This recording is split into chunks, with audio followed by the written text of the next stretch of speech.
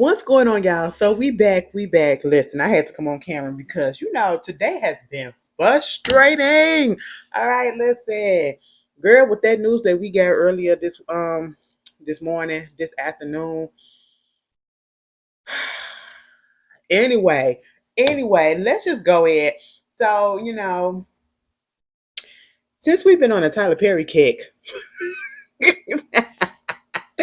I decided let's go ahead and talk about one of the movies that I actually really, really, really did like.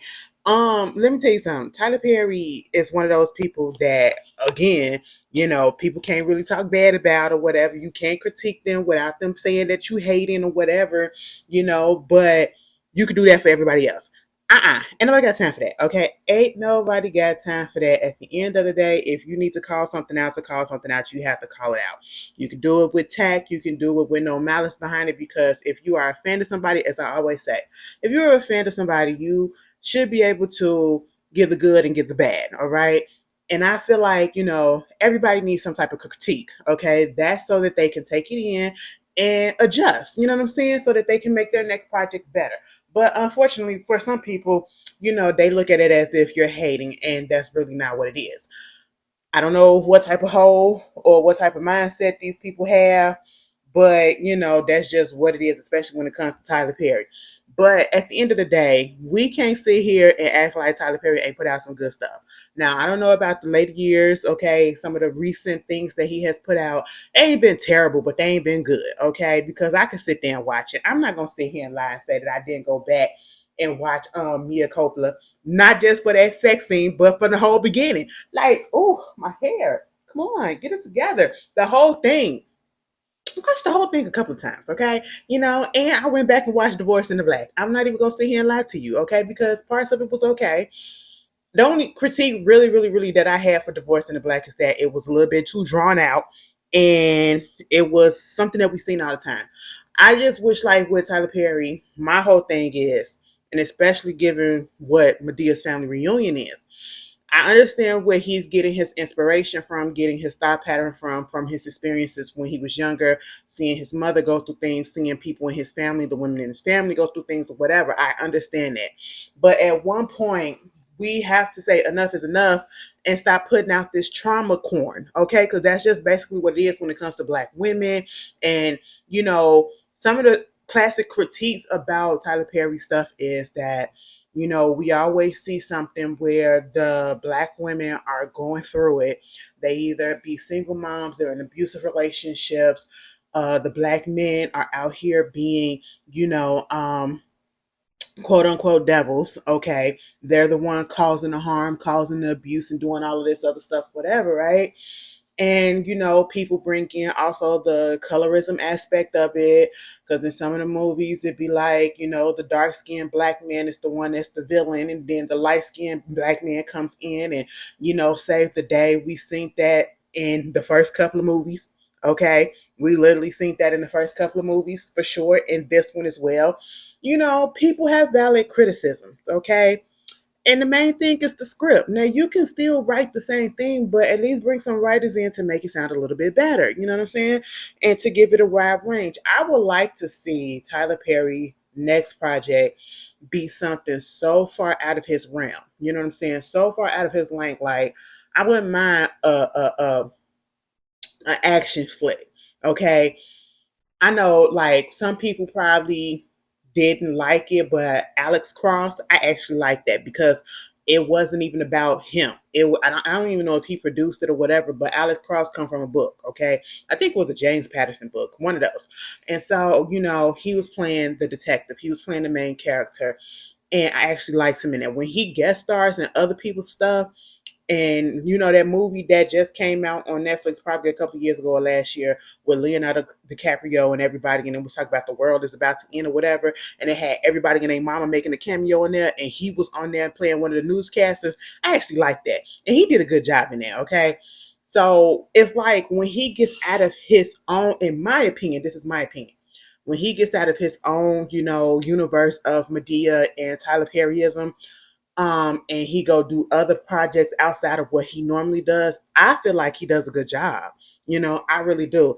Others may feel different. That's fine, but I actually do. Now, again, we're not gonna sit here and act like some of his stuff ain't really wasn't good, okay? Like I said, the later years, questionable, iffy. You know, there are some people that get on here and they really, truly, truly trash him and say that his stuff ain't good. Like, no, the plays, I love them, okay? But even with some of his plays, you know, you kind of saw that he was putting some of the same things in the same place. You know, using one part from one play to put it in the next play, then you put it in the movie. So you can pinpoint what was going on, right? Piecing things together from different parts, okay? When it becomes that obvious, I feel like it's time to, you know, either take a break, let somebody else take over, or try to go a different course, you know? And so that's what's been going on. But at the very beginning, when he started putting out the actual movies, A Diary of a Mad Black Woman, that was good to me. This movie was actually good to me. A lot of his movies in the very beginning was actually good, okay? But I look at, and I did want to do A Diary of a Mad Black Woman, but see, um, I went with the one that was shorter. And you know what? Tyler Perry movies kind of be traumatizing. Okay, they kind of be traumatizing a little bit. Oh, Family That Prays, y'all want me to do that so bad, and that's probably one of his best movies. Okay, one of his best movies because one, he wasn't in there, but girl, that was good. Cause my son is a Cartwright. I said, girl, no. Oh no, he was in it. Let me take that back. He was the friend. He was Taraji P. Henson's husband. Anyway, so yeah, I get to looking at Family Reunion, and like I knew, like I don't know, and the reason why I call it trauma corn, uh, replace the C with a P. Y'all get it?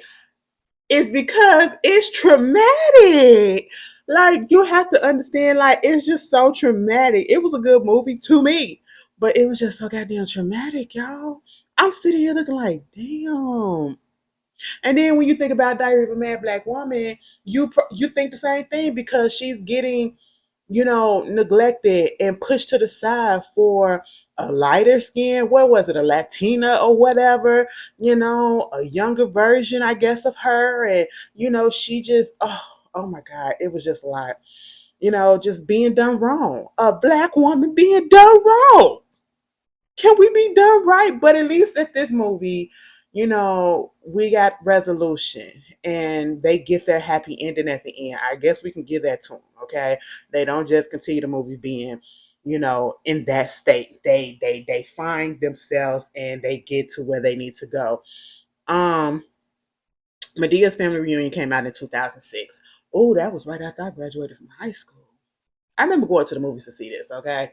We went to the movies to go see this as a family because we watched everything Tyler Perry as a family at one point, you know? So we go to the movies, we see this, but and this was back then where you put Tyler Perry movies in the box office, baby, it's gonna come out number one. It's gonna come out number one with tens of millions of dollars at the box office, okay?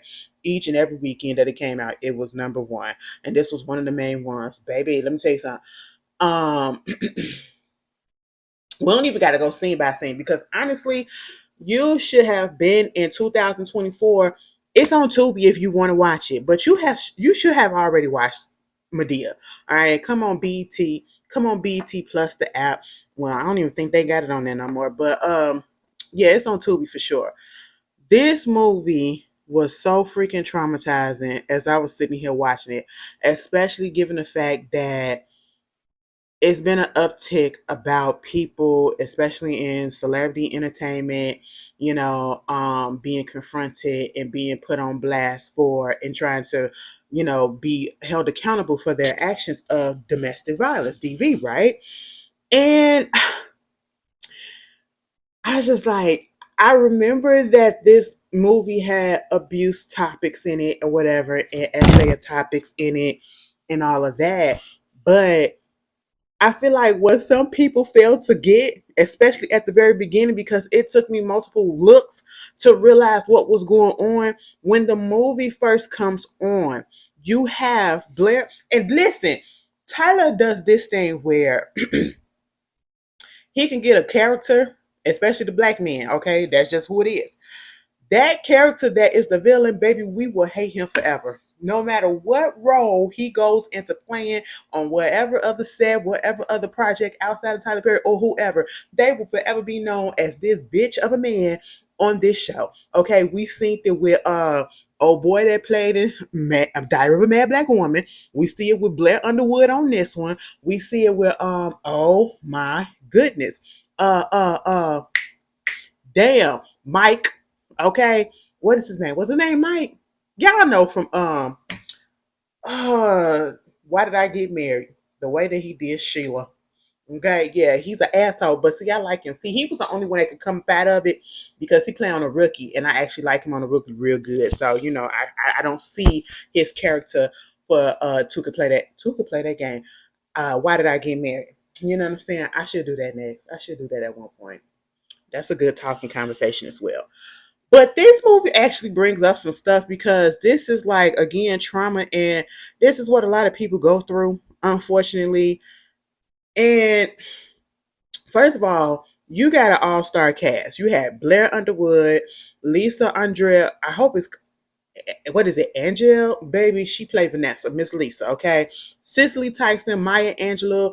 You had Kiki Palmer when she was younger, Rochelle. I don't know how to say her name, but Rochelle. I used to have a fucking crush on her when she was in, I think it was White Chicks. Oh my God. Like, girl, just gay as hell. And Lynn Whitfield, Boris Kojo, everybody and their mom was up there, okay? And of course, Tyler Perry himself, and of course, he's gonna give a little cameo spot to Miss Cassie Davis, Aunt Bam, not Aunt Bam, yeah, Aunt Bam, okay? But we get into the movie, and the movie starts off, and basically, trigger warning, okay? I just want y'all to know before we get into it, if you haven't watched it, if you feeling really like, something, also Jennifer Lewis, I forgot Jennifer Lewis,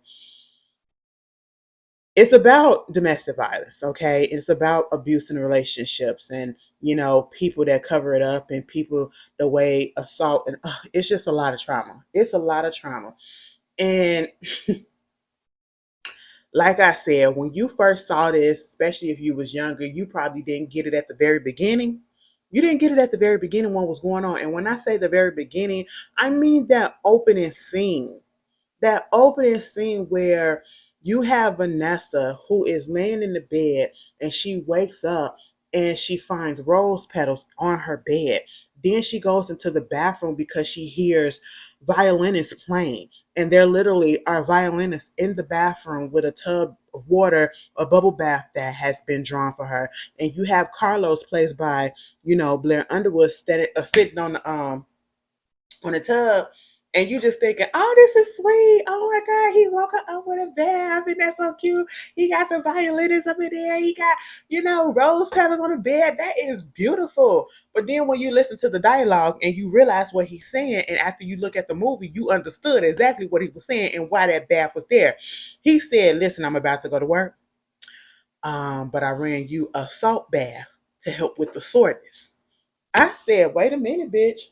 Now, what was she being short for? Okay, like you was beating it up there, and I'm not even talking about physically. I'm talking about sexually. I was like, oh, well, maybe you need to put something else down there. You don't need no salt bath. No, he beat her ass the night before. He beat her ass the night before and tried to basically, make it seem like it was really nothing by saying, let me put these violinists in here. Let me draw this salt bath for you. A salt bath. Baby, when I realized that, I said, oh my goodness. Wow, Tyler, that was crazy how you opened that thing up, because some people probably missed it. Some people probably got it off the bat. But baby, I was too young to get it right at the front. And I was just like, oh, so that just set the tone. And basically, what's going on throughout this whole movie, I didn't watch this for a second time, or for most of the times. I found myself actually not watching it for Madea and her character or whatever. Basically, Madea plays herself. And it's the same thing. She's getting in trouble with the law. She was arrested. She got to go to court. She wound up having to be a foster parent to Keke Palmer's character, okay? You know, one of the classic scenes was when they was in the car and she was popping that gum. You better stop popping that gum, okay? When she whooped her ass that she got from school because she missed school, you know. Man, it was so funny. That scene was funny because that episode of Good Times was playing on the TV and was like, where you been, Penny? Mama, no. Mama, please, Mama, no. Girl, Janet Jackson was doing her thing back then, okay? Listen, Chip Fields. Girl, you made me look at you a little sideways, too. Why did you have to burn her like that with a damn iron? Girl, that was child abuse to the max, okay? But at the same time, you got that going on, but you see how you get the trouble kid and then they turn around because even though she gives out like this tough type of love or whatever, you could tell that, you know, Madea is a softie. She cares and she wants the kids to do well. And of course, they acclimate to it and they take to it because obviously now you have somebody that actually give a damn about you, right? So therefore, I got somebody encouraging me to do better in school, giving me access to help to do better. And so therefore I'm gonna do the best that I can and I'm gonna be happy about it. And that's what was going on with her role, you know. And the classic banter between her and Joe going back and forth, them, you know, roasting each other. As brothers and sisters do. Siblings always do that to each other. Cause me and my sister, we still do it. Girl, we can't even text each other without cussing each other out or calling each other fat or something like that. Hey bitch, hey ho, whatever. That's what we do, you know? So that was cute. But see, the main thing was again, sexual assault, domestic violence, and child abuse, okay? And generational trauma, a cycle of generational trauma.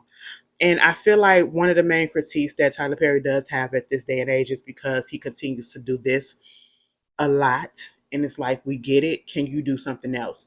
But again, I feel like in this one, because it was early on in his, you know, movie career, I feel like this was more acceptable and um to be single. What you mean you been this was more acceptable because I guess it was kind of still fresh in his career. You know what I'm saying? We hadn't seen it so much from him at this point, especially if you haven't seen his plays. So if you're watching the movies, you're like, okay. And honestly, to me, at the time, especially, it just felt like it was putting a light on what goes on in certain people's households. Like you got these rich people out here, and you think that they got everything going on. Um, they getting, you know, is somebody getting their ass whooped right now? That is crazy. I hope not. I just heard some screaming or something. But anyway, you know, you think everybody got it all together, but then you don't know what's going on behind closed door. And behind closed door, Vanessa was getting her ass whooped night and day. Vanessa was getting her ass whooped. Now, Vanessa, not Vanessa, Lisa. Lisa was getting her ass whooped. Lisa and Vanessa are sisters, okay? And Vanessa is the big sister. They got different fathers. Um, Victoria, played by Lynn Whitfield, is their mother. That's understandable. Listen, let me tell you something. Lynn Whitfield, then she just looked like she didn't have to go outside the role. She didn't have to act or you know get into character because she already was there. You know, she just gives me rich auntie teas all the time. You know, every time I see her, no matter what she does, and I'm okay with it. But you know, they had her in here, and her character absolutely pissed me off so bad, pissed me off to the max because unfortunately, there are people who are just like this. There are mothers who are like this. There are women who are like this who really will sell their child. And we've seen an uptick of that up in the news and everything of people selling their kids to, you know, get this and to get that and to live a certain way. And that's basically what she was doing to both her kids. She was pimping out her kids, her daughters. And then, you know, you're using both of your daughters so that you can live a certain lifestyle, so that you can be wealthy, so that you can have money, so you can have this certain status, so you don't have to go get a job, you know, because you have also been through traumatic situations. And you could say she doing what she was taught. Her mama did it to her, so therefore she doing it to her daughters. And she just keep on bringing that down, you know, passing it down, that generational trauma. And she could have been the one to break it, but no, I'm continuing and I'm gonna do it with both my kids, both my daughters. See, I cannot stand like, and we can't even say this like. oh, I can't stand when people have daughters and they be doing this stuff and doing that stuff because this day and age, little boys is not safe either. Little boys are not safe either. And that is so messed up.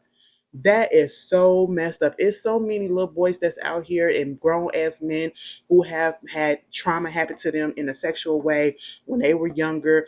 But they don't want to talk about it because, of course, you know, it's embarrassing, or they feel like people might dog them out, or make fun of them, call them less than a man, and all that stuff, and question their sexuality. And see, you mess people up like that, and that's what they show with Vanessa, how much she was messed up because of the things that she was put through, where she wound up having two kids by two different men. One of the boy's father is in jail, been in prison, and then the girl's daddy, he's married and act like he don't give a damn about the child. Like he's just not in the picture at all. Act like she doesn't exist. She winds up, you know, developing this whole wall. She closed herself off. She's so guarded because of what went down with her as a child when she was younger. And it made her go into overprotective mode with her kids because she don't want that to happen to them. All right. She became like a helicopter mom. And it's understandable. I told y'all, if I ever was to have kids, and I know people be, thinking that I be joking or whatever, but no, I be dead serious. If I ever was to have a child or whatever, like that child will on my hip. On my hip, what you better be in my eyesight. You know what I'm saying? I just that's a fear that I have because at this point in time and what we've been seeing, kids ain't safe nowhere. They're not even safe some of the time in their own home where it should be safe. After some kids got to worry about parents touching them and other family members doing things, friends doing things, and people at school, people at work, people at this. Girl, I ain't got time for that. Okay, my mind's too stressed out, and I know I ain't ready to go to jail because I go to jail behind it. I will go to jail behind it, and then what is gonna leave my kid? Okay, I still ain't gonna be there to protect them because I'm in jail because I didn't somebody up for doing something to them, and now they still, girl, I ain't got time for my mind. Whoo, bless everybody who got kids, okay, and they came up right, but you know, so you got that, and because of that, she kind of closed herself off to love and to letting anybody in and get close to her because you know childhood trauma plus the trauma of actually getting into relationships or getting with men that she thought was supposed to love her or was going to love her, but come to find out they didn't. So of course she's just gonna close herself off and not wanna, trying to venture out and just be all about her kids and protecting them. So that when you get somebody like Frankie, who is played by Boris Kojo, who comes in and he's literally a good man. You see that he's a good man. He's giving off that demeanor, and she can't even fully open up right away. She was hesitant um to allow him to even take her out on a date. Because the way that he was pushy with it, he was kind of pushy. We see them first when her and her sister Lisa and a friend were out at the pool at this, I guess, hotel or someplace, right? He was dropping something off and he was like, "Oh, you ride my bus route, you know?" And he was like, "Here's my number. Can you call me? Whatever. I want to take you out on a date if that's possible." And the sisters was like, "Yeah, she gonna call you, okay? Because I'm her sister and she gonna call you."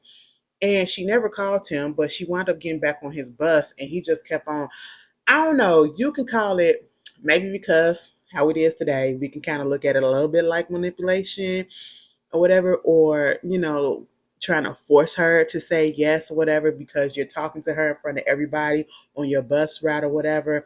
But in a sense, I did think it was a little cute because you could tell that he was doing it in an innocent way. But also, the drawback of that is people can start off acting like they so innocent and they not a bad person or whatever, and then once they get you in their clutches, get your guards down, they can totally flip on you. Okay, and so you got that, and that one particular scene, we seen that the kids. I was surprised that she was okay with him meeting her kids on their very first date. Like their very first meeting was at the park, because he had a son, she has two kids, and given how her guard and her defenses are up. I was just surprised that she let that man meet the kids right away. You know what I'm saying? Even if it was something that was just really like light, all right, they didn't know what they were gonna be at that point. But once they start getting to know each other and she's hanging out more at his home and all that stuff, and then they had that scene where they was laying in the bed and then she wakes up and everyone is gone. And then she was basically, I feel like she was about to call 911 because she didn't know what happened to her kids. All right. But then he comes in and he's like, "You were tired. I didn't want to wake you up. The kids were already up. So I just went to go and get them some ice cream or whatever." And she was like, "Don't touch my kids."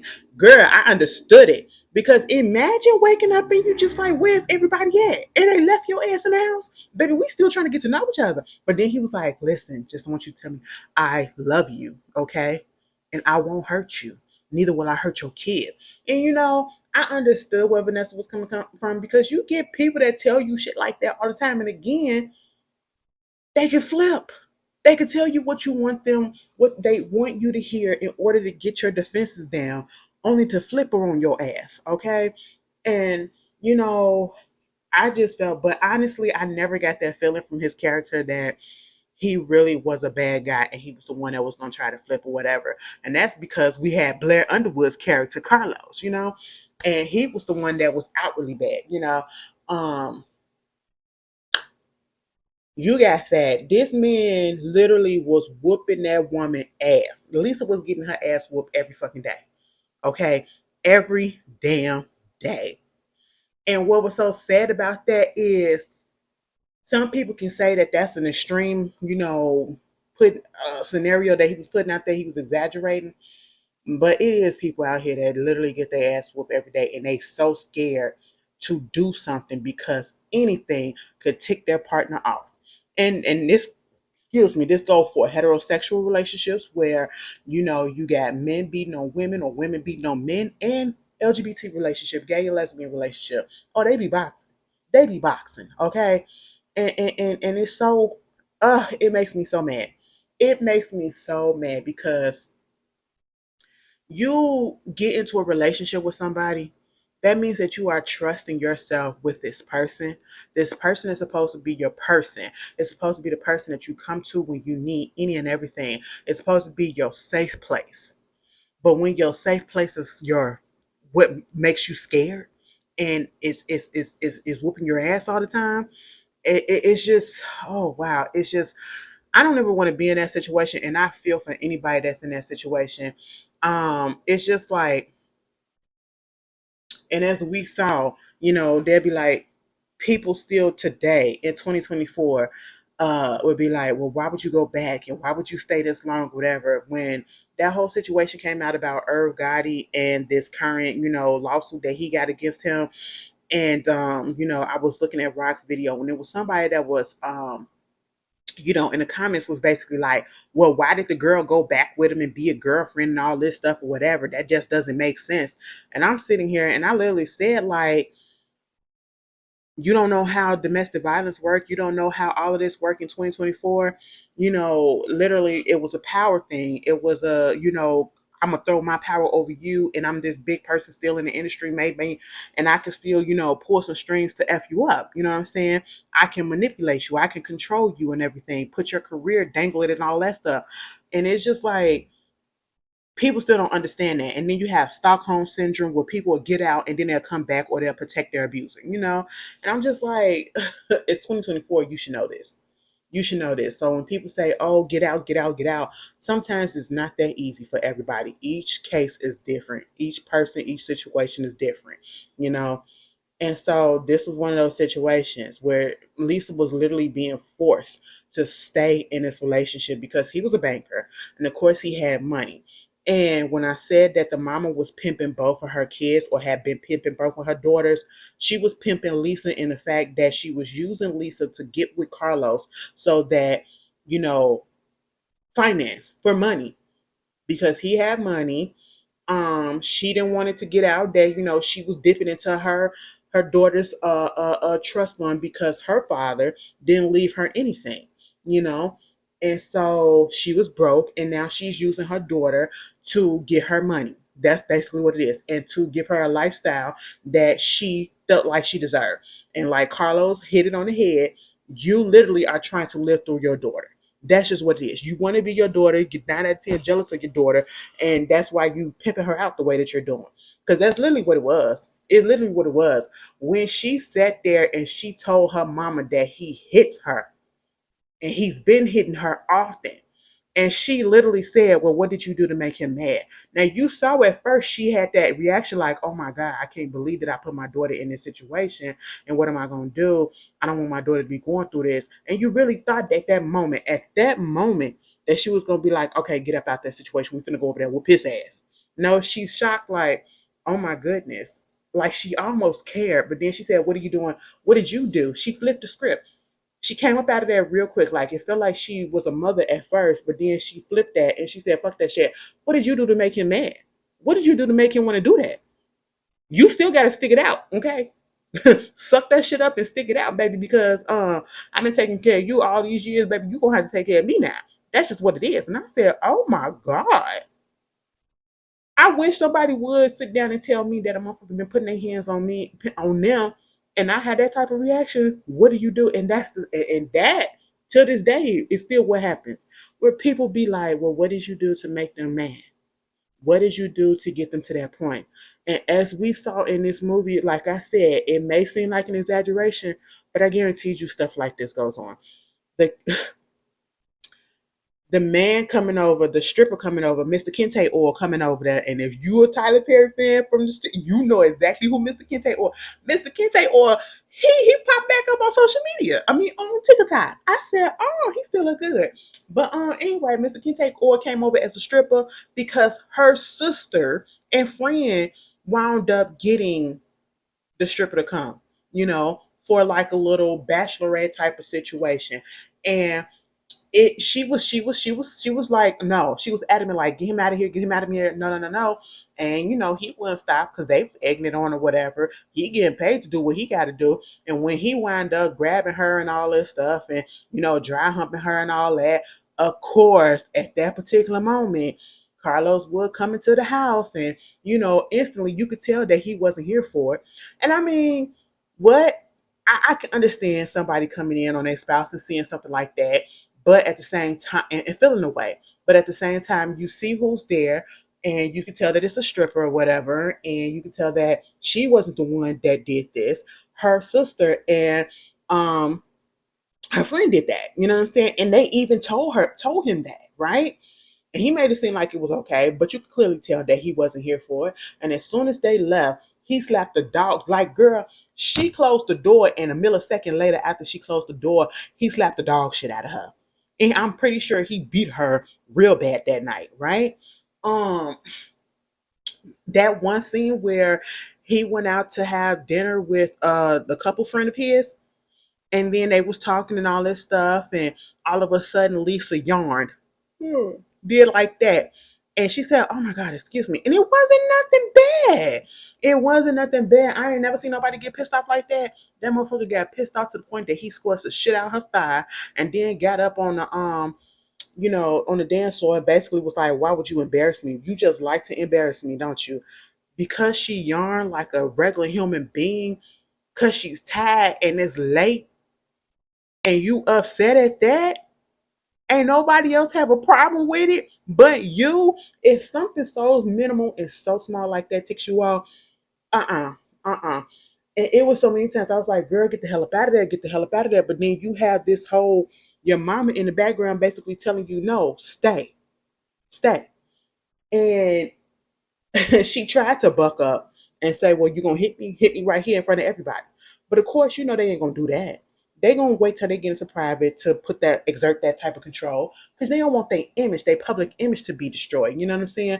And so I'm pretty sure, yeah, he beat the shit out of her when they got home.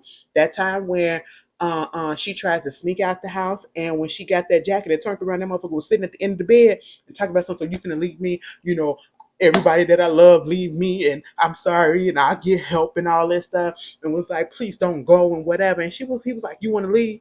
And she basically said, yes, so you want to leave me? Now, bitch, you just said that you sorry, you ain't gonna do it again. You'll get help and all this stuff. You don't know why this happened and this and that. And then because of that, you flip real quick and you was about to beat her ass and make her stay. Like, girl, see, that's manipulation like that. That is manipulation, and that is why people stay in situations like this longer than they need to, because 9 out of 10 they can't get out of it, out of fear. Because bitch, he said if you want to leave, the only way you leaving is through there. What he do? He opened up that window on that balcony and basically was like, "I throw your ass over there." What? Why would you do that? Oh my god! I just want to understand. Why do people get so angry like that? How do you allow yourself to be so angry like that? What went on in your life that you are so angry to the point that you are taking your anger out on the person that you're supposed to love?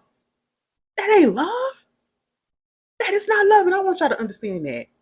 Yeah, we gonna get into arguments. We gonna blow up at each other, but not to the point where I'm threatening to take your life. I'm threatening to whoop your ass, or I'm putting my hands on you. No, no, no, no. Come on now. That pissed me off so much. I said, "Goddamn Blair Underwood, bitch! I want to fight you now." All right, girl. When he popped up on Quantico, I said, You know, it made me feel some type of way seeing him on Quantico or whatever. Y'all remember Quantico? Quantico was good in the first couple of seasons. Then after that, shit kind of went downhill. That's why they got that shit canceled. But anyway, you got that going on, and then you know Vanessa. I believe she worked with Jennifer Lewis character, who was a wedding planner. You know, over the top and everything. She was like, since y'all met up in Paris and got proposed to in Paris, we're gonna have like springtime in Paris, Paris in springtime, whatever. That's going to be the theme of the wedding, and have a lot of things imported from Paris and everything. So the wedding was going to be really expensive and this really big event or whatever. And then at one point, because Vanessa was staying at Medea's place because she didn't have any place to stay at the time, and so this is when um Lisa had came over there. This is when Vanessa finds out that Lisa was getting abused, right? And so because she hasn't been home for 3 days, Carlos had told Victoria, their mother. Victoria goes over there to Madea trying to get Vanessa, not Vanessa, but Lisa out of there. And what I cannot stand is that one particular person in a family or in a group of friends or whatever, or anybody in general who literally thinks that their life is better than another person's life, and they throw it in your face. They throw it in their face and they look their noses down on people. And that's literally what she did. She came into Medea's home and then went up there and gonna tell Lisa, what you mean? You want to stay and live like this, like your sister? Look at the shit that she in. And it was just really disgusting how she was talking to her. Like, to be, and I understand that you are hurt that her father left you. And that's what it was. Her father left her. Okay. Vanessa's dad left her, probably broken, poor, and all that stuff. And so she had to go, pimp herself out to the highest bidder and get married. You know what I'm saying? To somebody that got money or whatever to take care. Instead of just going ahead and going to work a job. Okay. Going that route. But no, let's get mad and let's take it out on the kid who actually didn't do anything but what you wanted her to do, to the point where you literally, when Lisa's father was about to leave Victoria, you sacrificed, no, you gave your child to him, to our word, okay? And it's not like you didn't know what was going on. You literally bathed her, dressed her up, put makeup on her, put perfume on her, and let that man do that to her in order to stay with you. I don't give a damn how much money it is in the world that a person has. You're supposed to be there to protect your child, not put them in harm's way, not sell them off and do some shit like that. that she was a terrible mother. She was the lowest of the low. And then want to get upset and talk about something. Well, my mama sold me for a crack thing and $10 or whatever in a hit. Bitch, okay, and I understand that you went through some shit too. Maybe you need to go to therapy. That don't mean that you got to take it out on your kids. You're doing the exact same thing that your mama did. And I get some people don't know how to be mothers. And it's just, it's one of these situations where just because you can, you shouldn't. And I know there are situations that happen when people get pregnant or whatever, or sometimes against their will. And if you don't want that baby and you want to have that as a constant reminder, if you're going to have the baby, put it up for adoption. Okay, just give it to somebody. You know, instead of putting it through all of this trauma because you went through trauma and you got unresolved issues. So you taking it out on the kid. Vanessa didn't deserve that. Vanessa didn't deserve that. And then Lisa was left out in the dark. And Lisa was getting the same thing, but in older years, okay? She was allowing her daughter to be abused. You literally put her in the hands of an abuser and didn't try to do much about it. And then got upset because you're so money hungry and you want to be about this certain lifestyle that you allowed it to stay. Like what? She was a trash mama. She was a trash ass mama. But that scene, I ain't even gonna lie, that scene touched me so. The first time that I ever saw this movie, especially up in the movie theater, I was crying when Vanessa was sitting there and she literally, the actress, what's her name? Lisa, she gets into her characters, okay? Mama got up there and when she recited that, it's like she went into that actual place. Like like she went back and unlocked the memory like this actually happened to her. And the way that she put that out there, I was like, damn bitch, did this really happen? I'm sitting in the movie theater trying. Why would you let him do that to her? You are fucked up. That's me in the movie theater. Girl, I was young. Girl, my emotions was everywhere. I just said, "Oh my god, this is so messed up."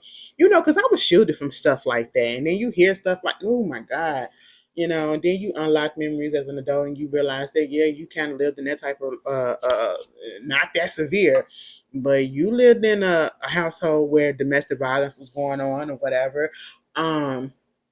But Jesus Christ, when she recited that, you let him, bitch, no, no, because I had forgot this was the movie that if you listen to the read, go back and I had posted it on Instagram, on Twitter earlier today. So if you go look through my tweets, bitch. It was one episode with Kid Fury on the read with Crystal and Kid Fury, and he was talking about the reason why he don't like Tyler Perry stuff. And at first I was like, that's your opinion or whatever, because some of the stuff that he was talking about, I was like, I was actually here for it, right? I actually liked. But when he got to this movie and he started talking about that particular scene, he said, "You gonna tell her, that shit." Oh, I had not laughed so hard in my life.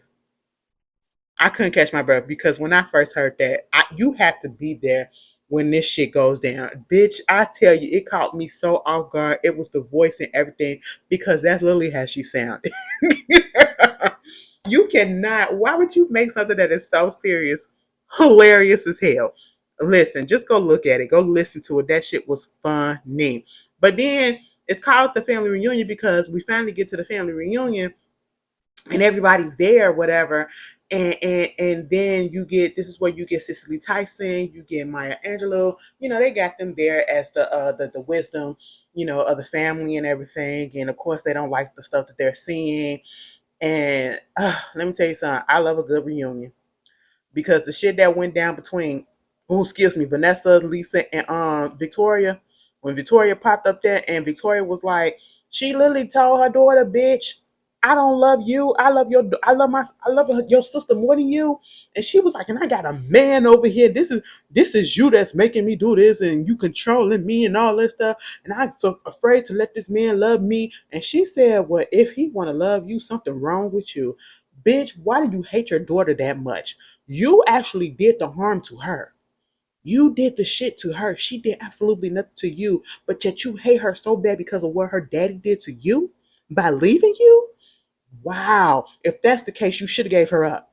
You should have gave her up and you shouldn't have raised her. That's what it was, okay? And I was just like, damn, you said that in front of the whole fucking family. And then she punched her in the face. And then Vanessa slapped the shit out of her. Baby, they was fighting. Okay. She was like, you're gonna go to hell. She was like, I vacation there. Bitch, when she said that shit, oh, that was a line. That was a line, bitch. Okay. I vacation there, bitch. Okay. You're evil. You're evil. I said, yeah, bitch. They should have jumped her. Victoria should have got her ass jumped right there. The family, I get it that we family or whatever, and we don't have no fights. We don't want to fight or whatever at the cookout, at the family reunion. But bitch, they should have jumped her. Cause once she did all that, cause she ain't wanted to get out there what she did to Vanessa. Cause um, I'm pretty sure that if that would have came out, bitch, they would have said, "Fuck you, bitch." They would have jumped her ass. Okay, but listen, all that happened, and she just couldn't stand the fact that this daughter, that Vanessa went through all of the shit that she went through, and she still had found love organically. Somebody that came in and genuinely want to love her because nobody genuinely loved her. That's what it was. Victoria never been in love. Nobody's ever been in love with her. She literally had to pimp herself out to get somewhere just so she can keep food on the table. And that's just what it was. And she was jealous of her daughter. That's it. She was jealous of both of her daughters, because even throughout all of their mess, they still made it out. And they don't need to depend on nothing and nobody, especially Vanessa, right? And she thought that she could control Lisa until Lisa was able to be like, fuck this shit. I'm not getting married to this man. And then he pops up at the family reunion, bitch. In a way that he popped up, it was like he was coming to whoop her ass because she hadn't been home that long, for a few days. And I was just like, oh my goodness, so you gonna do all this shit? But when Isaac, their cousin or whatever, came and was like, oh, so you Carlos? When he saw that big ass nigga, God diesel, I think he calmed that shit down. He was like, yeah, I ain't gonna do nothing right here, right now, because he looked like he could whoop my ass, because he could, and he would. Okay, that's just what it was. Um, but one more thing that I also want to touch on before we truly get up off of here, the family reunion, that one particular scene where Uncle Joe, and them old men was sitting down there, and they was just like salivating over the young girls, trying to figure out who they related to or whatever. It don't matter who the fuck they related to. They there because they're your family. And it was so disgusting. And this is what I'm talking about. People ain't safe in their own family because you have that creepy ass uncle. Sometimes it's the creepy ass cousin, the brother, the daddy, okay? Somebody or the daddy's friend or somebody's friend or whatever that's gonna be up in there and just looking at an underage child or looking at a child that is your relative, your fucking blood child, the person or whatever that is your family, and you are salivating, you are making her bend over so that you can see her behind or whatever. Granted, I don't understand why they was dressed like that. This is a family reunion. Why are you dressed like that? I mean, it's a time and a place. You're about to be around family. So what are you trying to do? But at the same time, even if they were dressed like that, that's still your family, and you shouldn't be googling out and talking about basically you getting your dick hard over what they got on and how they look. That's your fucking family. That was disgusting to me. And what made it so bad about it is this really does happen. That really happens. And they were so outward about it. I think that he put that on there for a purpose, but that part really turned me off real bad because I was like, "Damn, Joe, that's nasty, you sexual ass bitch." Because Joe just gave me the feeling in that moment that he probably tried to touch some kids when he was younger. I'm sorry, that's what I got. That's the vibe that I got. But when they got to the day of the wedding, Lisa came over there to Madea, and Madea had already told her about grit ball, throwing some hot grits on her on her boy, like Al Green's lover did to him. And she found out that this motherfucker been putting his hands on. Why the fuck would you whoop her ass the night before the goddamn wedding or the day of and think everything? Oh, like that's some bold ass shit. And then he come over there trying to get Madea out the house. She said, "You want to talk to her about yourself in my own house, bitch? Please, okay." But she wound up leaving now. She said, "Listen, it's some fresh grits, some hot grits on the stove. You look hungry. Get him a plate." Bitch, this motherfucker didn't even wait until they was 3 steps down the stairs outside before he slapped the dog shit out of Lisa. And Lisa got that pot and threw them grits on him and then started beating the shit out of him. I said, it's about time, Lisa. It's about goddamn time. You know, that's just what it is. That's just what it is. And then Victoria was still feeling some type of way when she found out that Lisa wasn't gonna get married to the old boy. Like, come on. Come on. And especially when she got up there and she told the people, the family, what was going on, that he was abusing her every fucking night since they got engaged. And let's talk about the engagement. They were only together for a year. All of this happened within a year. You go back and you listen and was like, I met him, my mama, and the mama hooked him up a year ago. That's what she said. So that means you probably dated for a few months and within a year, and now you get engaged, and then the wedding comes with it. No, that's a little bit too fucking soon. Okay, bitch. No, no, no, no. That was some bullshit. Okay. Um, and she was about to say some shit, and they got on her ass, and I was like, thank God the people was trying to get on Victoria, telling her to shut her ass up. And then Vanessa wound up getting married because Mr. Frankie came through and was like, I want to marry you. If you love me, show me, prove it. Now, first of all, don't tell me no shit like that, because I feel like that's a little bit of manipulation too. Okay? Don't tell me something, if you love me, prove it by marrying me. What if I don't want to get married to you right now? Yeah, I want to marry you, but I want to do this shit right here, right now. Okay? Give me some time. Maybe I don't even want this to be my theme of the wedding. Springtime in Paris or Paris in springtime, bitch. I wanna that shit was gaudy as fuck. And when we first saw that, we probably was like, oh my God, look at this. But baby, as an adult, as a real adult, that's some gaudy ass shit. And I would have been like, what is, and the kind of was not cute to me. Okay. It was too fucking much. But anyway, they got married, and that one scene where I guess the mama kinda like try to get some more respect for Vanessa in that moment, because she did kind of, smile at her and I guess congratulate her. And bitch, let me tell you something. The way me and my mama would never speak again if I was an adult, we had no connection. After that, no, especially after we got to the fight, even if we was together and we was cool, and I was tolerating your ass. But me personally, and I know the way that you've been treating me, hell no, the connection, we would have went no contact. Okay? Because at that point, you're dead to me. Because you doing all of this stuff and you trying to make it seem like it's my fault, and it's not. It's not. But hey, it is what it is. But yeah, Medea's family reunion was actually kind of cute. Okay, I actually liked it. One of the earlier films of Tyler Perry that I actually truly did like. Okay, I don't have a problem with it. Again, we could say that it was exaggerated a little bit, but it touched on a couple of subjects that happens in a lot of families, unfortunately. And it's just like he started off with one thing and he just can't get off of it. He can't stand and get off of it. Because even in his shows, he's still talking about black women just being fucked over. You know what I'm saying? Like, damn, can we get a goddamn win, Tyler? Shit. That's why I had to stop watching Sisters, because Sisters was just, oh my God, it was just doing too much for me that I did not want to see.